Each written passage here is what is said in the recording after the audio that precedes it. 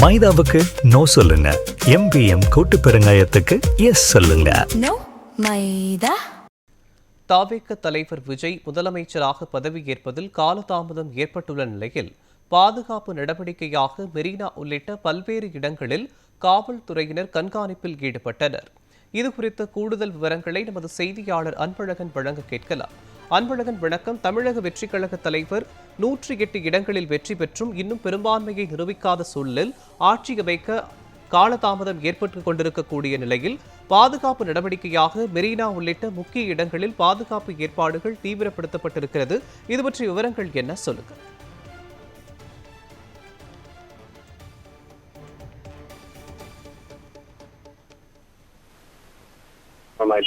ஆளுநர் அவர்கள் அறிவித்தல் மணி கிடைக்கணும் அப்படின்னு அதற்கான ஏற்பாடுகளையும் தொடர்ந்து இவங்க பண்ணிட்டு இருக்காங்க. தமிழக வெற்றிக் கழகத்தின் சார்பாகவும் அந்த முடிவுகள் எடுத்துட்டு இருக்கிறாங்க. அதே போல பல்வேறு நடவடிக்கைகளையும் எடுத்துட்டு இருக்கிறாங்க. இருந்தாலும் கூட இந்த பாதுகாப்பு ஏற்பாடுகள்ங்கிறது ரொம்ப முக்கியமா பார்க்கப்படுது. அதனால தான் நம்ம இருக்கக்கூடிய மெரினா கடற்கரையை பொறுத்த வரைக்கும் அந்த பாதுகாப்பு ஏற்பாடுகளுக்காக அங்கங்க பேரிகார்டு வச்சிருக்காங்க. அதே போல காவல்துறையும் கண்காணிப்பில் ஈடுபட்டு வர்றாங்க. குறிப்பா பார்க்கணும்னா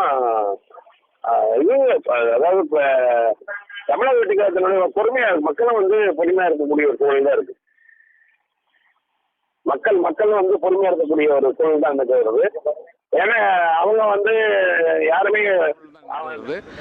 ஏன்னா யாருமே அவங்க தமிழக வெற்றிக் கழகத்தின் சார்பாக சொல்லியிருக்காங்க எந்த விதமான இதில் இறங்கக்கூடாதுன்ட்டு. ஏன்னா காங்கிரஸ் கட்சி சார்பில் தான் ஏதோ போராட்டம் அப்படின்னு இருக்காங்களே ஒழிஞ்சு மக்கள் பொறுமையாக காத்திருக்காங்க. மக்கள் பொறுத்த வரைக்கும் என்ன ஒரு ஆதங்கம் ஏற்படுதுன்னா, இவ்வளவு தூரம் மக்களால் தேர்ந்தெடுக்கப்பட்ட மக்கள் ஓட்டு போட்டு சேர்ந்த இந்த சூழலில் இன்னுமே ஆட்சி அமைக்க ஏன் கூப்பிடலாங்கிற ஒரு கேள்விக்குறி அவங்க மக்கள் மத்தியிலே எடுத்துகிட்டே இருக்கு. அவங்களும் ஒரு புதிராக தான் இருக்குது. என்னதான் கணக்குகள் போட்டாலும் கூட, அவர்கள் ஆளுநர் கணக்கு போட்டு சொன்னாலும் கூட மக்கள் மத்தியில் அது எந்த அளவுக்கு இது பண்ண முடியல. இதை விட இன்னொரு விஷயம் என்னென்னா, அதிமுக நிலைப்பாடு திமுக நிலைப்பாடு சந்தேகத்தை ஏற்படுதுங்கிற மாதிரி தான் பொதுமக்கள் சொல்லிட்டு இருக்காங்க. இப்போ நேற்று வரைக்கும் பார்த்தோன்னா, இப்போ திமுகவுடைய அந்த எம்எல்ஏ கூட்டத்தில் ஒரு முடிவு எடுத்திருக்காங்க. அதனுடைய தலைவர் எடுக்கக்கூடிய முடிவு கட்டுப்படுவேன். அதே போல் அதிமுகவின் சார்பில் பார்த்தோம்னா, அவரும் அந்த பாண்டிச்சேரி போயிட்டு 10ஆம் தேதி வரைக்கும் இருக்குன்னு சொல்கிறாங்க. ஒருவர் மக்கள் மேலே உண்மையாலுமே அக்கறை இருந்தனால், ஏன்னா ஒரு கட்சி தனிப்பெரும்பான்மை வந்திருக்கு, அவங்க என்ன பண்ணணும்னா, அதாவது தங்களை ஏற்றுக்கொள்ளவில்லை, மக்கள் ஏற்றுக்கொள்ளவில்லை தெரிஞ்சால் கூட திமுகவாகட்டும் அதிமுகவாகட்டும் இந்த நேரத்தில் தமிழகத்தின் நலன் கருதி, ஒரு தேர்தலுக்கு இவ்வளோ செலவாக இருக்குது நலன் கருதி வெளியிருந்து ஆதரவு தரலாம், அவருடைய ஆட்சியை பண்ணலாம். ஆனால் இவர்களே தனியாக ஆட்சி அமைக்கக்கூடிய வேலைகளை செய்வது மக்கள் மத்தியில் ஒரு அதிருப்தி ஏற்படுத்திருக்குன்னே சொல்லலாம். அவங்களும் மக்கள் கேட்குறாங்க ஏன் இந்த வேலையை பார்க்குறாங்கன்ட்டு.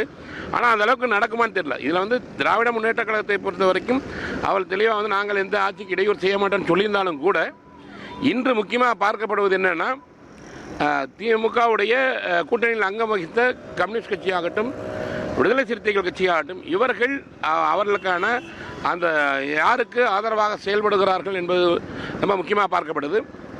இல்லை என்றால் அடுத்த கட்டமாக அதிமுக கூட்டணியில் இருக்கக்கூடிய கட்சிகிட்ட இவங்க பேசுவாங்கன்னு எதிர்பார்க்கணும். ஏன்னா காங்கிரஸ் கட்சி என்னதான் சொல்லியிருந்தாலும் கூட, காங்கிரஸ் அவங்களோட பேச்சுவார்த்தை யாரையும் சேர்த்தக்கூடாதுன்னு சொல்லியிருந்தாலும் கூட, இது மக்கள் நலன் ஒன்று இருக்குது. இது காங்கிரஸ் கூட போனதுனால தான் இத்தனை பிரச்சனைன்னு விட்டு எல்லாருமே பொதுமக்கள் முதற்கொண்டு எல்லாருமே ஒரு பக்கம் சொல்லிட்டு இருந்தாலும் கூட, மிக முக்கியமாக பார்க்கிறது ஏன்னா 10ஆம் தேதிக்குள்ளே அந்த அமைச்சாகணும், எப்படியுமே ஒரு ஆட்சி அமைச்சாகணுங்கிற ஒரு சூழல் இருக்குது. ஆளுநர் அதுக்கு தகுந்தாற்போல ஏற்பாடு பண்ணணும். அவர்களும் விஜய் தரப்புலையும் கூட பல்வேறு நடவடிக்கை எடுத்துகிட்டு வர்றாங்க. அதற்காக தான் மக்கள் எந்த விதமான பிரச்சனையும் வந்துவிடக்கூடாது, அதாவது தமிழகத்தில் சட்ட ஒழுங்கு பிரச்சனை வந்துவிடக்கூடாது என்பதற்காக தான் ஆங்காங்கே போலீஸ் பாதுகாப்பு வந்திருக்கு. ஏன் மெரினா கடற்கரை பொறுத்த வரைக்கும் முக்கியமாக பார்த்தோன்னா, ஜல்லிக்கட்டு புரட்சி போல் வந்துவிடக்கூடாது என்பதற்காகத்தான் நேற்றிலிருந்தே பார்த்தோன்னா மெரினா கடற்கரையில் அதிகமான பேரிகேட் எனக்கு பார்த்தீங்கன்னா பல்வேறு வாகனங்கள் அந்த தண்ணீரை பீச்சடிக்கும் வாகனங்களும் வந்திருக்கு. ஆனால் மக்கள் யாருமே அந்த அளவுக்கு வரல. மக்களும் அவர்களும் வாய்ப்பு கொடுத்து பார்க்குறாங்க. ஏன்னா அவங்களை அழைப்பார்கள் அப்படிங்கிற நம்பிக்கையிலையும் மக்கள் இருக்கிறதா தெரியுது. இருந்தாலும் கூட மத்திய உள்துறையுடைய எச்சரிக்கையின்படி அங்கங்கே பாதுகாப்பு ரொம்ப முக்கியனால பாதுகாப்பு நடவடிக்கையில் ஈடுபட்டிருக்காங்க. ஆனால் இந்த காலதாமதம் ஏன் ஆகுதுதான் தெரியல.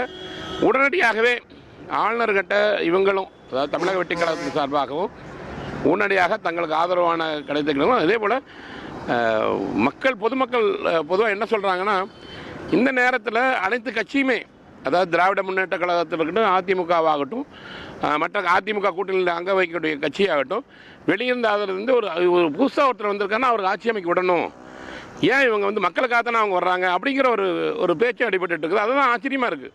மக்கள் இருக்க விஜய் மேலே அதிக அளவு அக்கறை வச்சுட்டு தான் இருக்காங்க. இது எல்லாரும் சேர்ந்து அவர்களை சதி பண்ணுறாங்கங்கிற மாதிரி அந்த மாதிரி அளவுகளும் மக்கள் பேச ஆரம்பிச்சிட்டாங்க. காலதாமதமாக விஜய்க்கு கூடுதலான மக்கள் ஆதரவு பெருகி கொண்டு தான் இருக்குதுன்னு இது பார்க்க முடியுது. அன்பழகன், தமிழக வெற்றி கழக தலைவர் விஜய் முதலமைச்சராக பொறுப்பேற்பதில் காலதாமதம் ஏற்பட்டு கொண்டிருக்கக்கூடிய சூழலில் முன்னெச்சரிக்கை நடவடிக்கையாக பாதுகாப்பு பணிகளில் காவலர்கள் ஈடுபடுத்தப்பட்டிருக்கிறார்கள்.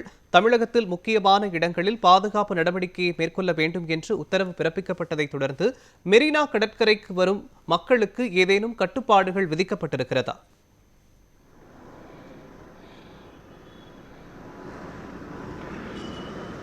இல்லை, அவங்க இப்போ எல்லாமே இன்று காலையில் நடைபயிற்சி மேற்கொள்ளனால அவங்க ஒரு சில இடத்துல அவங்க நடைபயிற்சி போயிட்டு தான் இருக்காங்க. அதிக அளவு குடும்பம் இவங்களுக்கே தெரியுது, ரெகுலராக வர்றவங்க யாருங்கிறது நல்லாவே தெரிஞ்சிருக்குது காவல்துறைக்கு. அதனால் அங்கங்கே காலம் போக போதான் இனிமேல் நேரம் ஆக அதிக அளவு காவல்துறை வருவாங்க. அவங்க முழுவதுமாகவே தடுப்பு. இங்கேயே பார்த்தீங்கன்னா நீங்கள் அந்த முதல்ல அந்த ஃப்ரீயாக இருந்தது தடுப்பு அமைச்சிருக்காங்க. நம்ம ஒளிப்பதிவு கலை காட்சிப்படுத்த பார்க்கலாம். அது முழுவதுமாக மெரினா கடற்கரைக்கு போகக்கூடிய அந்த பாதையில் முழுவதுமாகவே பேரிகேடு போட்டு கயிறு கட்டியிருக்காங்க. ஒரு இடத்துல மட்டும் விட்டுருக்காங்க. அதே போல் பேரிகேடு இங்கே அதிக அளவு குமிச்சு வச்சுருக்காங்க. அதே போல் நம்ம ஏற்கனவே சொன்ன போனால் அந்த வஜ்ராயுதம் அந்த வாகனங்களோட தயார் நிலையில் இருக்குது. என்ன காரணம்னா, அது எந்த விதமான அதிக கூட்டம் வந்தால் என்ன பண்ணுறது சமாளிக்கிறதுன்னு. ஆனாலும் எந்த விதமான பொதுமக்களும் அவர்கள் யாரும் அந்த அளவுக்கு போராட்டத்தில் ஈடுபடக்கூடிய வாய்ப்பு தற்போது வரை அவர்கள் யாருமே இறங்கல. அதான் சொன்னேன், பொதுமக்களும் வெயிட் பண்ணிகிட்டே இருக்காங்க. ஏன்னா தமிழக வெற்றி கழகம் சார்பாகவும் அவங்களும் வேண்டுகோள் வச்சுருக்காங்க, உடனடியாகவே எதுவும் பண்ணக்கூடாதுன்ட்டு. இந்த காங்கிரஸ் கட்சியின் சார்பாக ஒரு சில இடங்களில் ஆர்ப்பாட்டம் நடத்தலாம் முடிஞ்சு. இருந்தாலும் கூட மெரினா கடற்கரை என்பது மிக முக்கியமாக பார்க்கப்படுது. இங்கே எந்த விதமான போராட்டம் நடத்தக்கூடாது என்று காவல்துறையுடைய உத்தரவு உள்ளது. ஏனென்றால் ஜல்லிக்கட்டுக்கு பிறகு அதிகமாக கூடக்கூடாது என்பது காவல்துறையுடைய ஒரு முக்கியமாக இந்த இடத்துக்கு முழு பாதுகாப்பு போட்டிருக்காங்க. அதே போல் இந்த ஒரு முக்கியமான நேரம் என்பதால் மக்களுக்கு அது என்ன செய்ய வேண்டும், இன்னும் ஒரு வெற்றி பெற்ற கட்சி ஆட்சி அமைக்க அழைக்கவில்லை என்றால் அது மக்கள் மத்தியில் பெரும் தாக்கத்தை ஏற்படுத்தி விடுமோ, அதனால் போராட்டத்தை தூண்டி விடுமோ என்ற அச்சத்தில் காவல்துறையினர் இருக்காங்க.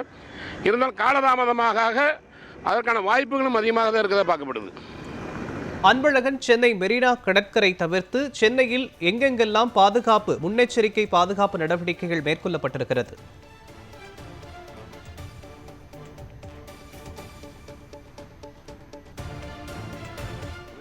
முக்கியமாக ஆளுநர் மாளிகையில் பாதுகாப்பு ஏற்படுவாங்க. ஏன்னா இது 2 இடம் தான் ரொம்ப முக்கியமாக பார்க்கப்படுது. தலைமைச் செயலகத்தை பொறுத்தவரைக்கும் எப்பொழுதுமே பொதுவானது தான் ஆளுநர் மாளிகை. ஏன்னா ஆளுநர் மாளிகை முட்டுகிறது போகிறோம். ஏன்னா பிரச்சனையே ஆளுநர்னால தான் மக்களுக்கு ஒரு குற்றச்சாட்டு வைக்கிறாங்க ஆளுநர் மேலே. அதனால் ஆளுநர் மாளிகையில் பலத்த பாதுகாப்பு போடப்பட்டிருக்குது. அதிகமாக பொதுமக்கள் கூடக்கூடிய இடமான முக்கிய இடமாக பார்க்கப்படுது மெரினா கடற்கரை. இங்கே தான் எல்லாரும் மக்கள் தான். அதனால் இங்கே மட்டும் தான் நமக்கு தெரிந்தவரை இன்று பாதுகாப்பு இருக்குது. மற்ற இடங்களில் போதுமான எப்பொழுதும் இருக்கக்கூடிய அதிக அளவு பாதுகாப்பு இல்லை. இதற்கு என்று போடப்பட்ட இடங்கள் பார்த்தோம்னா அதிகமான பேரிகார்டெலாம் போட்டு அதிக பாதுகாப்பு இருக்கிறது பார்த்தோம்னா கவர்னர் மாளிகை மற்றும் மெரினா கடற்கரை. இந்த இடங்கள்லாம் கூடுதலான ஒரு பாதுகாப்பு இருக்கக்கூடிய ஒரு சூழல் இருக்குது. இனி பல இடங்கள்னு போடுவாங்க. குறிப்பாக சென்னை ரிப்பன் மாளிகை, சென்ட்ரல் ரயில் நிலையம், இந்த மாதிரி முக்கியமான இடங்களில் மத்திய அரசு அலுவலகம் இருக்கக்கூடிய இடங்கள்லையும் பாதுகாப்பு போடுவாங்க. ஏன்னா ஒரு சிலர் என்ன பண்ணுறாங்கன்னா, இது பிஜேபினால தான் அவங்களுடைய அழுத்தனால தான் அப்படின்னு சொல்லக்கூடிய சூழல் இருக்கனால மத்திய அரசு அலுவலகம் இருக்கக்கூடிய இடங்கள்லையும் பாதுகாப்பு போடலாம். ஆனால் இன்னைக்கு இருக்கிற சூழலில் ஆளுநர் மாளிகை மற்றும் மெரினா கடற்கரையில் தான் இதுபோல் தடுப்புகள் அமைத்து பாதுகாப்பு நடவடிக்கையில் ஈடுபட்டிருக்காங்க. அன்பழகன், தமிழக வெற்றி கழக தலைவர் விஜய் ஆட்சி அமைக்க ஆளுநர் அழைப்பு விடுக்காத காரணத்தினால் ஆளுநரை கண்டித்து தமிழக காங்கிரஸ் தலைமை மாவட்ட தலைநகரங்களில் ஆர்ப்பாட்டம் நடத்தப்படும் என்று நேற்றைய தினம் ஒரு அறிவிப்பு வெளியாகி இருந்தது.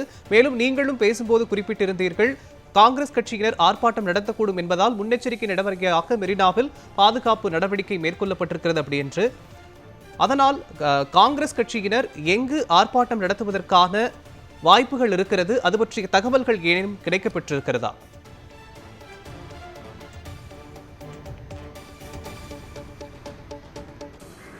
காங்கிரஸ் கட்சியினர் மெரினா கடற்கரைக்கு வரல. மெரினா வந்து அவங்க வந்து ஆளுநர் மாளிகை முற்றுகை போராட்டம் தான் சொல்லியிருந்தாங்க. ஆளுநர் மாளிகை முற்றுகை போராட்டம் மற்ற இடங்களில் மாவட்ட தலைநகரில் நம்ம இந்த சென்னை கலெக்டரேட்டில் போய் பார்த்தா தான் தெரியும். ஏன்னா வந்து அவங்களுக்கு இங்கே சென்னையில் இருக்கிறதுனால ஆளுநர் மாளிகை நோக்கி தான் சொல்லிட்டு இருந்தாங்க. ஆனால் அங்கே பாதுகாப்பு ஏற்பாடுகள் நடப்பட்டிருக்கணும். இங்கே ஆர்ப்பாட்டம் என்பதனால் இங்கே நம்ம மாவட்ட ஆட்சியர் அலுவலகத்துக்கு சென்னையில் இருக்கக்கூடிய மாவட்ட ஆட்சியர் அலுவலகத்துக்கு அந்த இடத்துல அந்த பகுதியில் போராட்டம் நடத்தலாம். இங்கே பொறுத்த வரைக்கும் அவங்க குறிப்பாக வச்சது ஆளுநர் மாளிகை நோக்கி போராட்டம் தான் சொல்லியிருந்தாங்க. இப்போ எந்த இடத்துல நடத்துகிறாங்கன்னா திடீர்னு இப்போ வந்து ஒவ்வொரு இடத்துல அவங்க முன்னாடியே சொல்லிட்டாங்கன்னா என்னன்னா அந்த இடத்துல பாதுகாப்பு போட்டாங்க. அதனால் திடீர்னு தான் இந்த போராட்டத்தில் ஈடுபடுபவர்கள் அங்கங்கே போய் உட்காரக்கூடிய சூழல் தான் இருக்குது. உதாரணமாக பார்த்தா ரிப்பன் மாளிகை முன்பு தூய்மை பணியாளர்களை பொறுத்த வரைக்கும் ரிப்பன் மாளிகை முன்பு பண்ணாங்க, மெரினா கடற்கரை பண்ணாங்க, அங்கங்கே முக்கியமான இடத்துல பண்ணாங்க. அதே மாதிரி இவங்களை பொறுத்த வரைக்கும் பார்த்தோம்னா கட்சியினர் அவர் ஏற்கனவே தெளிவாக சொன்னது என்னென்னா ஆளுநர் மாளிகை முற்றிலும் தான் சொல்லியிருந்தாங்க. மாவட்ட தலைநகர்னு சொல்லியிருக்காங்க. நம்ம இதை முடித்து மாவட்ட ஆட்சியர் அலுவலகம் பக்கம் தான் போகிறோம். அங்கே வந்து எந்த மாதிரியான அங்கே ஏற்பாடுகள் என்ன இருக்குது, அதாவது குறிப்பாக வந்து காவல்துறை எந்த அளவுக்கு இருக்காங்கன்னு நம்ம அதை பார்த்த உடனே அதுக்கான தகவல் சொல்லுவோம். தமிழக வெற்றிக் கழக தலைவர் விஜய் முதலமைச்சராக பொறுப்பேற்பதில் காலதாமதம் ஏற்பட்டுக் கொண்டிருக்கக்கூடிய சூழலில் அசம்பாவிதங்கள் நடைபெறக்கூடாது என்பதற்காக முன்னெச்சரிக்கை நடவடிக்கையாக பாதுகாப்பு ஏற்பாடுகள் சென்னையின் முக்கிய பகுதிகளில் தீவிரமாக மேற்கொள்ளப்பட்டு வருவது தொடர்பான விவரங்களை வழங்கியதற்கு நன்றி அன்பழகன்.